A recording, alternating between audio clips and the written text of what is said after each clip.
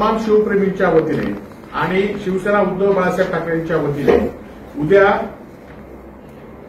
आणि महाविकास आघाडीचे सर्व सहकाऱ्यांच्या वतीने आणि जनतेच्या वतीने उद्या मालवणमध्ये तहसीलदार ऑफिसला आम्ही या दोषींवर कारवाई झाली पाहिजे म्हणून आम्ही मोर्चा काढणार आहोत। या मोर्चामध्ये माजी खासदार विनायक राऊत, राष्ट्रवादीचे प्रदेश अध्यक्ष जयंत पाटील, शिवसेना नेते भास्करराव जाधव आणि महाराष्ट्राच्या विधान परिषदेचे नेते विरोधी पक्षनेते विजय विधानसभेचे विरोधी पक्षनेते विजय वडेट्टीवार आणि विधान परिषदेचे विरोधी पक्षनेते अंबादास दानवे यांच्या नेतृत्वाखाली उद्या मालवणला ठीक 10:30 वाजता भरड नाक्या येथून हा मोर्चा निघणार आहे आणि त्यातनं आम्ही सरकारच्या मधील मंत्र्यांचा आम्ही राजीनामा आणणार आहोत।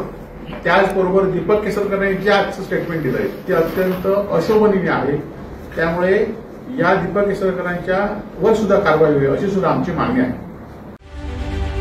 रत्नागिरी 24 न्यूज चॅनलला आताच सबस्क्राइब करा आणि शेअर करायला विसरू नका।